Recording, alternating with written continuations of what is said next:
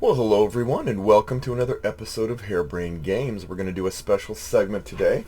This is a call out to one of my friends up north who had a question for me on games in a particular situation that he recommended. So I'm setting out my list of games that will meet his needs and hoping that some of my subscribers also can chime in with their experiences. The context is this. A young child in the 4 to 8 year range, definitely not big on competitive, more cooperative kind of individual. And what kind of board games do we think are going to be something interesting, and not just interesting for the kid, but also for the adult not wanting to pull their hair out, which is something I'm vehemently against. So basically, top games for 48-year-old kids that the parents won't despise, and what would be good, especially ones that diminish the element of conflict so that peace and joy can reign through the land.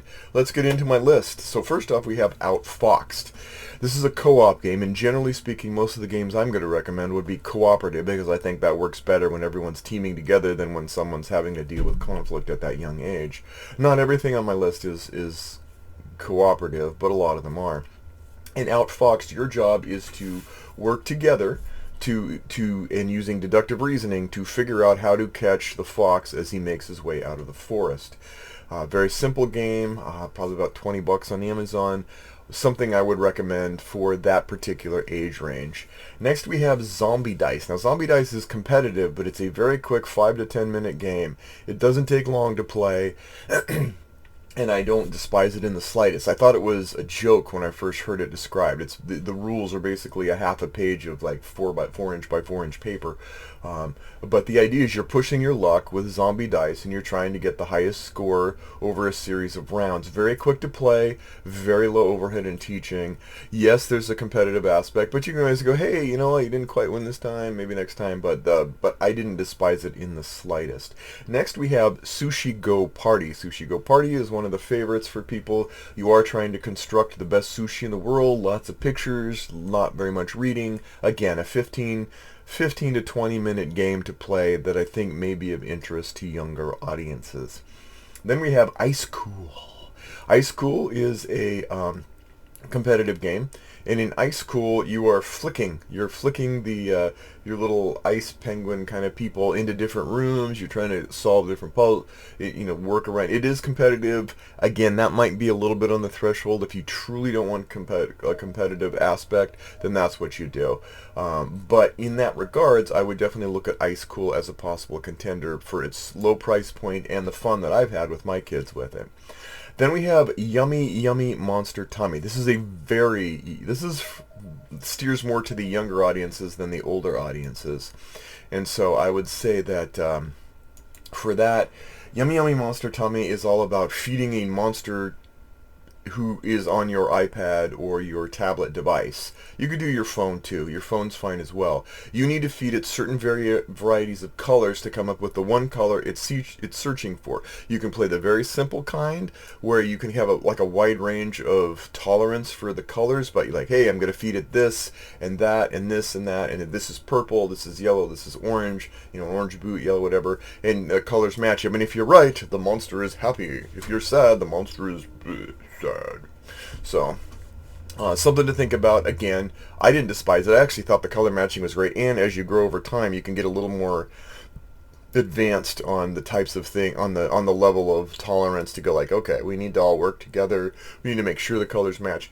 Anyway, Yummy Yummy Monster Tummy. Then we have Zombie Kids, which unfortunately isn't in stock right now, but if you ever do find it, I think you're going to find Zombie Kids. Zombie Kids Revolution is a really fun game. It's not dark and grisly and gory. It's Zombie Kids, and you're working together. It's a cooperative game. You work together to solve puzzles, to solve challenges going on around you.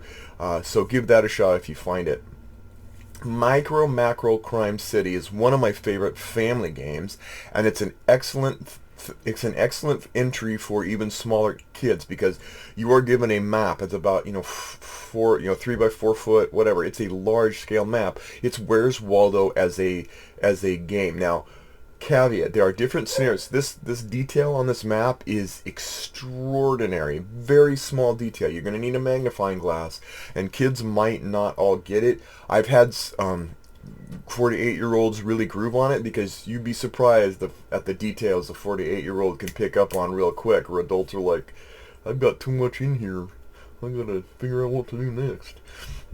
But if you like the sort of like hunt down things, Micro Macro Crime City, again, you're going to have to be very careful of the scenarios you pick. There are about 3 or 4 scenarios in there, and once you're done with the game, once you know the puzzle, you probably wouldn't be as challenged again. There are some dark murder mysteries in this box. So you pick the ones that are like 1 star or good for general audiences, where you're trying to find certain things, but you're looking around this map, you understand something bad happened, and then you have to work backwards to figure out all the details. You can do it without any hints, you can do it with all the hints, or I like to do it where I already knew the end, so I would have the kids play it, and I would have them learn it, and then over little points I'd be like asking questions like, well, maybe he went behind a corner. Do you see a corner anywhere?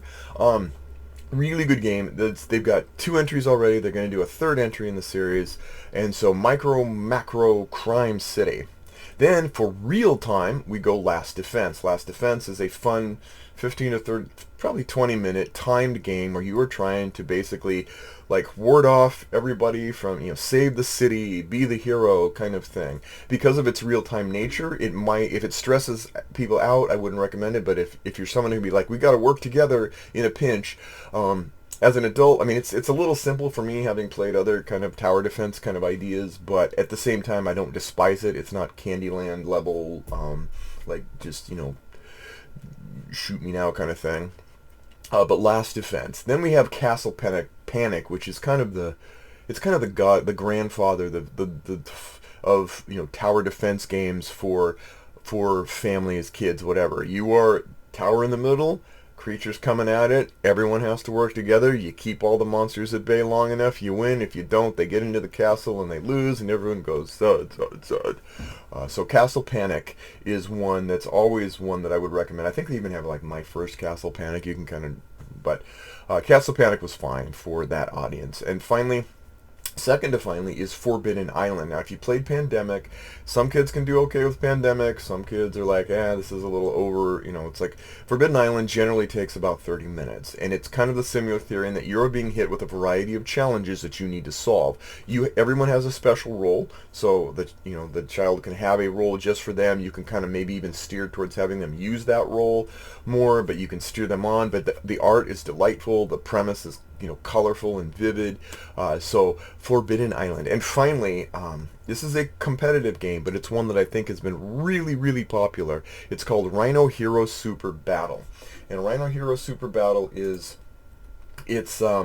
it's building a skyscraper. So think of Jenga, kind of like, dexterity, like you're not really Jenga, but you're building a skyscraper, and then you need to climb the wobbly skyscraper, and then there's going to be little battles between 4 different characters. I think there's like the giraffe, Biggie, Rhino, and Batgwin or something. Anyway, but and you're fighting against spider monkeys. It's just a fun romp, and I think that I've always really enjoyed it because you're building this out. You got to build it. You get this set up, and there's a building aspect. There's a kind of a little battle aspect that again might be too much. It's up to you, the parents, to figure out what is and what isn't going to be, sufficient for them. And then you roll with it. So, and that's it. That's my list. But I got a lot of subscribers. I got a lot of viewers. What do you think someone with non-competitive penchants as a younger age would really groove on for fun games? Let me know so I can be more informed too. So, thanks again, and we'll see you next time on Harebrained Games.